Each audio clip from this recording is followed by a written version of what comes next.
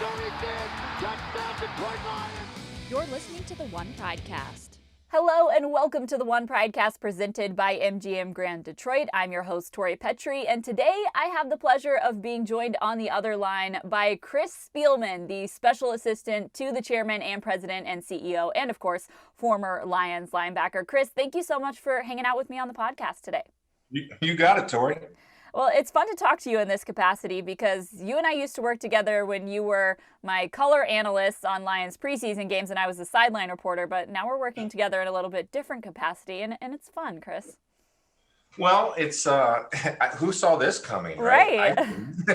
So I thought we would be working together if you ever changed jobs or went to a network as opposed to working for a team, but that's crazy. I didn't think I'd be coming this way. So here we are. I know it's been a wild year. It's definitely been a wild year, but it's been cool to see you take over in this new role. And so let's just start there. Chris, how's it been going in this new job for you?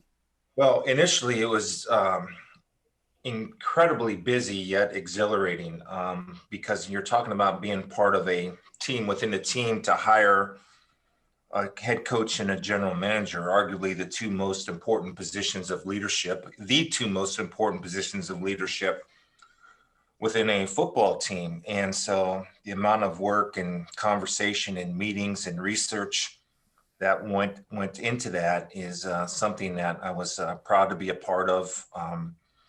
I learned a lot, hopefully passed on some of the knowledge that I've gained over the years. And we think, at least right now, on early returns, now we haven't played any games yet or results yet, but on early returns, the two men with Dan Campbell and Brad Holmes that we hired seem to be the exact same guys that interviewed, and their actions are portraying that as they continue on and prepare for the draft and install an offense and a defense and hire coaches and everything that goes with those leadership positions. You know what, Chris, I wanted to talk to you today about what that search was like for you, what role that you played. I know that, you talked about how those two positions are some of the most important positions in the organization. So take me into that search. What was your job during that process?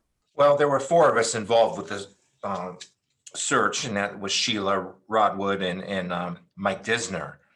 And so we would do all these interviews. And then after the interview, we would have another hour-long meeting about the interview. Then we each had kind of like a score sheet that we would rate and score and how each candidate did. And obviously you're interviewing quality candidates, so there was a lot of close scores. But the criteria was, number one thing was leadership, right? We wanted that guy that was a proven strong leader, not only from our own research or what we knew about that individual person, but the amount of investigation to get from second and third sources or outside people that know these people individually, not only as human beings, but also as coaches and as fathers and as husbands. And so everything was researched to the ultimate core, even going back and checking what people said about them on Twitter, Facebook, what former players said about them. So, I mean, it was really a detailed process, and one where, Sheila set the example of what she wanted. So we felt at the time that both these men possess strong leadership qualities in their previous positions, and everything, just like doing a player, right? Everything off the field also matched up. Then we talked about, as you know, the big buzzword around here is culture, and what Sheila's vision was for the culture of not only the football team, but more importantly, I think the whole organization. And these gentlemen embraced that culture. And here's the important thing, Tori. They embraced it in the interview, but the fact, since they've both been here over a month, they've actually been a big part in installing that culture around the building. And finally, communicator, right? There's an open communication philosophy that's around here now. From you, I don't know if I think you had a chance to interview Coach Campbell. I believe you did. Yeah. Yep. Okay. And so what you see in an interview is what you get, and some of your listeners will know that, from his personality that, I mean, he's like that 24/7, right? He's just full of personality and just walks around the building and, just the simple little things. As I was with him the other day and a guy dropped something off, and just a please and thank you that he says to anybody that does anything for him, and just walks around. And, I know if you're talking about a culture change, it's all these little details that matter to me. And, just, is there anything I can do for you, or you're welcome, or how was your weekend? And I don't know if that was always in existence around here. And from a football standpoint, as far as communication, he and Brad are in constant communication. When you sit in the college draft meetings or the UFA's unrestricted free agent meetings, the amount of input and the amount of information these guys gather from everybody at their disposal to get as much information about draftable college guys or unrestricted free agents, it's just fun to be a part of, because everybody has a voice. Now, ultimately, Brad's going to sign his name. Brad and Dan will sign their name to the personnel guys. I think everybody has a voice, and maybe that's something that wasn't here previously. Yeah, it's interesting you talk about just kind of the character of those guys and what you've seen from them in, maybe the month that they have been on the job so far. And obviously, most of us are still kind of working at a distance, so we're not able to be in the building with those guys every single day like you are. But, something that stuck out to me is a couple of the things that we've seen from Coach, just even just on social media, where there's a Lions fan who many Lions fans know very well, Sweta Patel. She was going through a rough time, and he posted a message out there for her to encourage her, and being able to meet some people in the community. Someone named James Honeycutt, he does caricatures of Detroit sports figures, and he was able to meet him in person. So just doing things like that and getting involved in the community and the group of Lions fans, that stood out to me. Well, I think from everybody's perspective, like when Dan in his initial press conference talked about how he and his wife love this city, right, and love the people in the city and what the city stands for, and the same with Brad Holmes. And some of your listeners might know that former Lions #1 draft pick Luther Bradley is Brad Holmes' uncle. Yep. And so there's a connection with the city and with this team for both guys, obviously with Dan playing here. But, all this comes down from Sheila down to everybody else. But it just happens to be that everybody that we hired, and myself included, embraces what the city of Detroit is and wants Detroit to be a winner so bad. And, we know fans want them to be a winner so bad. And so do these guys. And we felt, as that group of four with Rod, Diz, and Sheila and myself, that these two men, I think, give the Lions the best chance of success moving into the future, and sustained success, which is something that was talked about throughout the interview process. Yeah, during the season, Lomas Brown is on our post-game show, and there must have been a game where he was able to chat with you during the game, and he kind of said on the post-game show, this was obviously before the season ended, before any hires were made, besides you had been hired already, and so he said that he was talking to you, and that you said something that you guys were looking for was someone who wanted to be in Detroit, who knew the city and cared about the city, and it seems like you found exactly that in Dan Campbell. Yeah, I think it's important. And again, it's the little things about what makes a difference in a culture, right? I mean, I go back to that buzzword, and culture change. It's easy to say, but it's difficult to do. If you look at it statistically and from an analytical point of view, 63% of culture changes in America, or corporate America, or within a sports organization usually fail. Wow. So, but I think why they fail is that you lose your due diligence in pursuing that culture, and also it's the people involved. So you look at the personalities and the leadership. The leaderships and the personalities are the ones that have to, I think, maintain that standard. And it's not that difficult to do. It's basically how you treat people. That's it just comes down to that. But in this world, as you know, Tori, everybody can get tunnel vision once in a while. So we have good reminders around the building and the personalities in the positions of leadership around the building to make sure that whatever culture change happens here, it'll be a positive one and a sustained one. Yeah, how do you make that culture trickle down? I mean, obviously it starts at the top, but how do you make sure that you don't fall into that 63% that you were talking about? Well, there's a process in place internally to make sure that doesn't happen. And I'm sure that you being an employee of the Lions, I don't know if you saw the survey or emails that Sheila sent out. And I'm on a quote unquote culture task force with Steve Hamp and myself, Jen and Kelly. And it's something that we've been working a lot on. We meet weekly on it and gather input and look about some of the small wins that we're doing. I think, just a simple thing. Tori, one of the things that I did was I used our wonderful studios here and sat down with every new hire from the coaching standpoint. I believe there were 18 interviews and asked them 3 questions. How'd you get here? Tell us about your family and what does One Pride mean to you?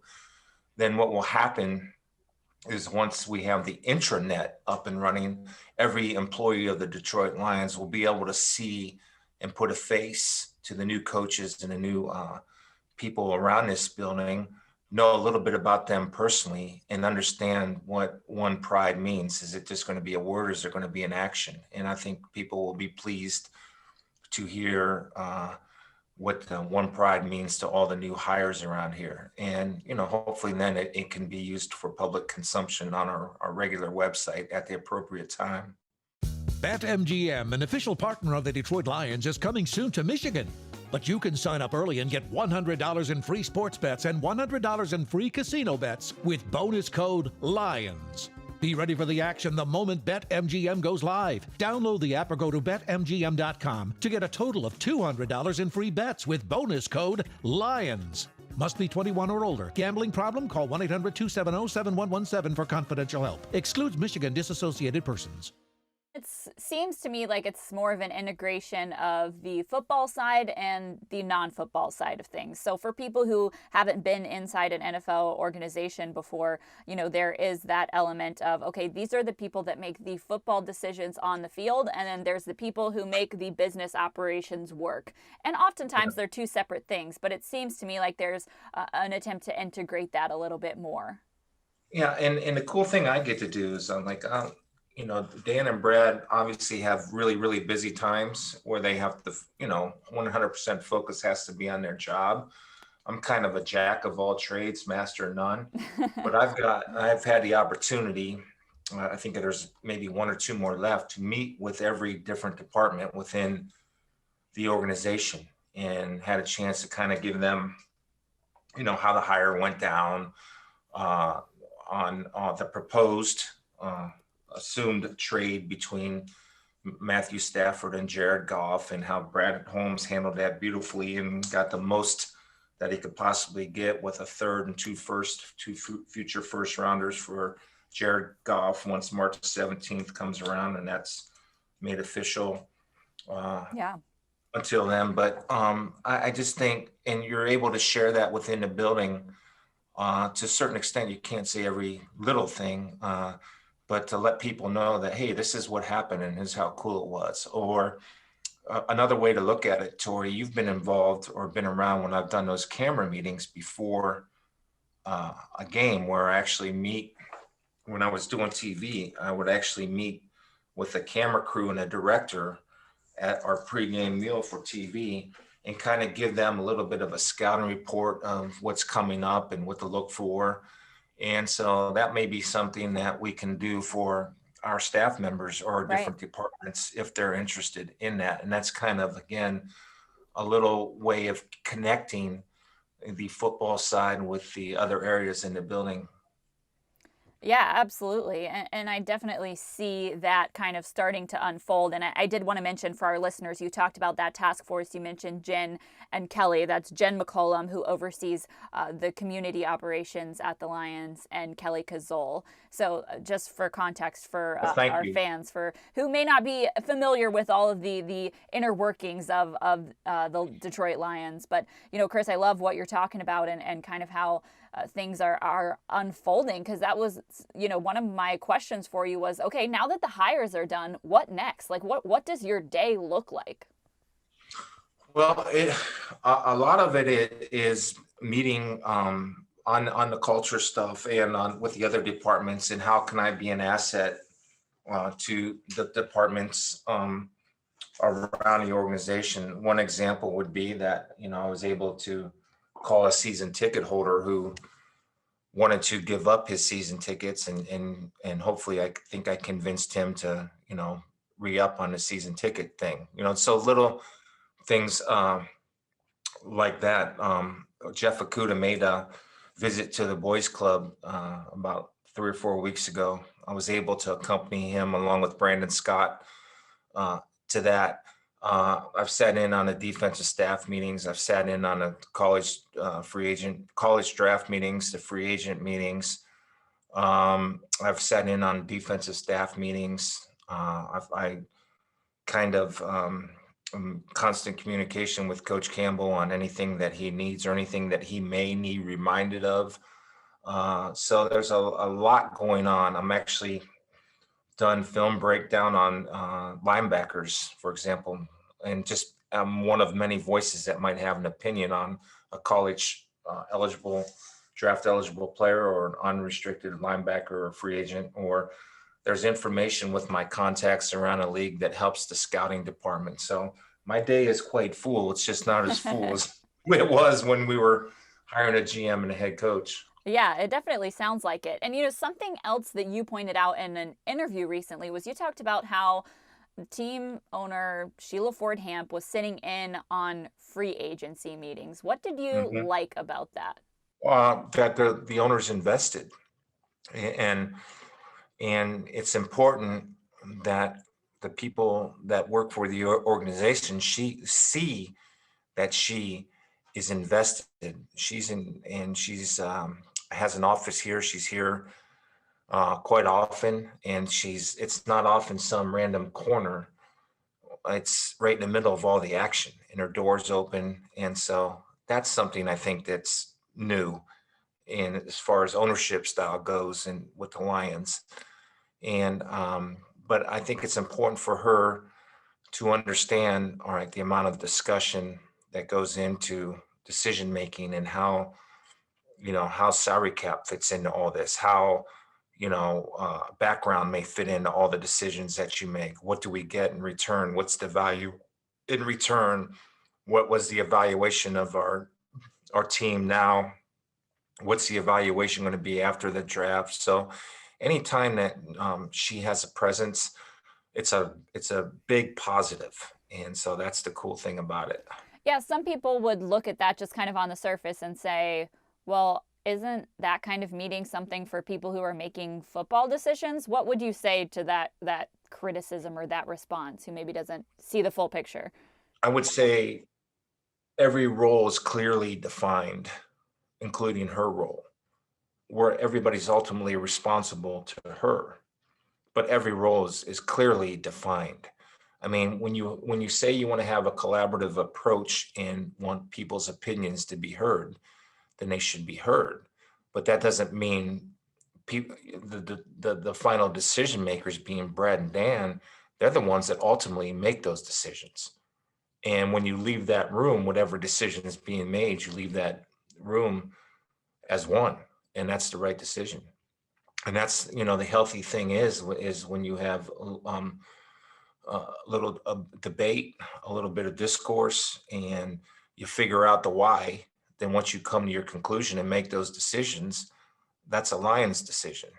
But everybody knows that Brad and Dan are the ones making the call. You talked a little bit about what it's been like seeing everybody in action now that you kind of went through the interview process and, got to sit down with Sheila and Rod and Mike and go through the interview process. And now you're getting to see Brad and Dan in action.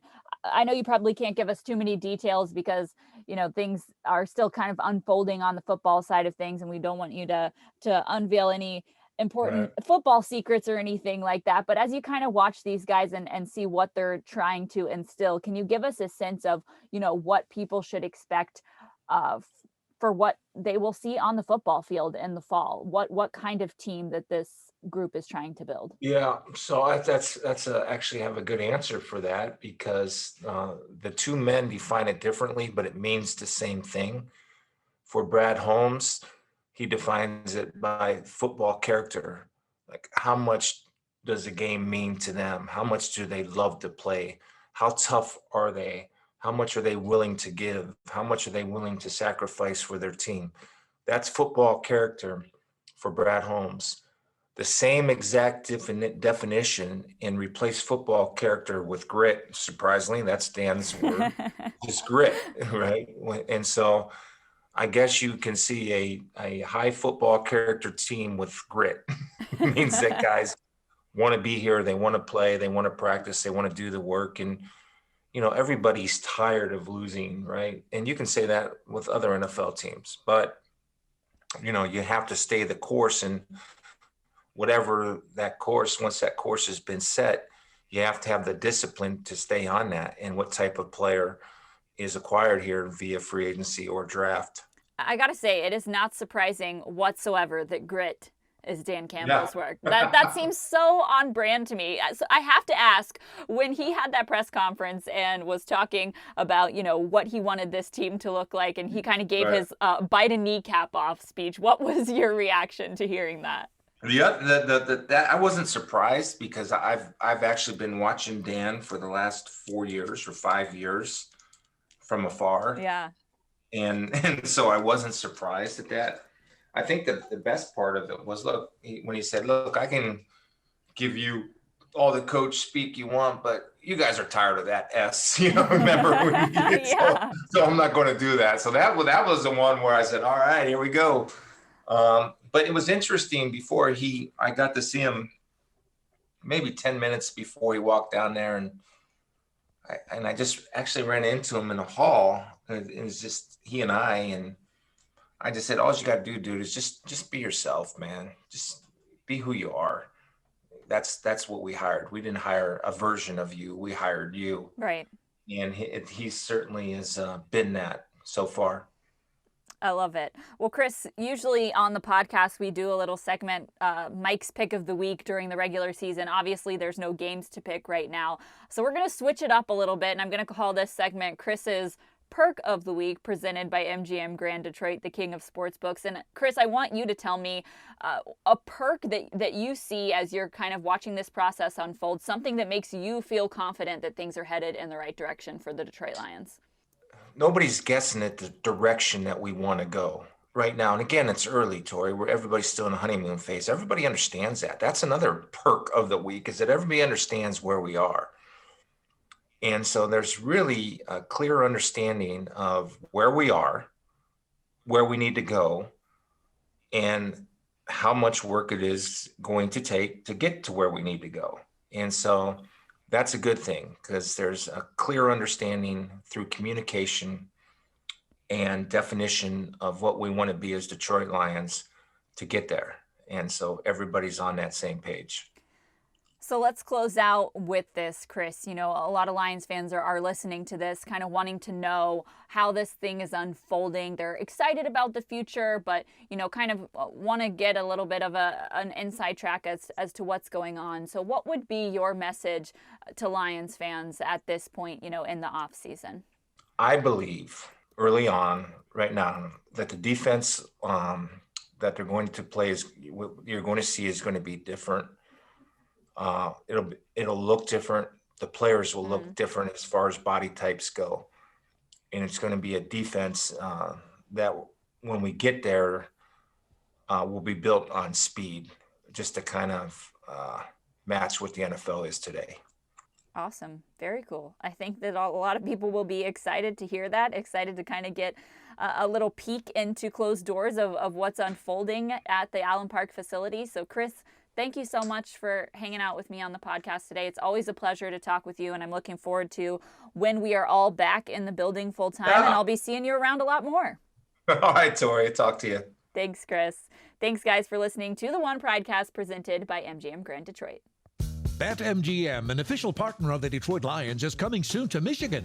But you can sign up early and get $100 in free sports bets and $100 in free casino bets with bonus code LIONS. Be ready for the action the moment BetMGM goes live. Download the app or go to BetMGM.com to get a total of $200 in free bets with bonus code LIONS. Must be 21 or older. Gambling problem? Call 1-800-270-7117 for confidential help. Excludes Michigan disassociated persons.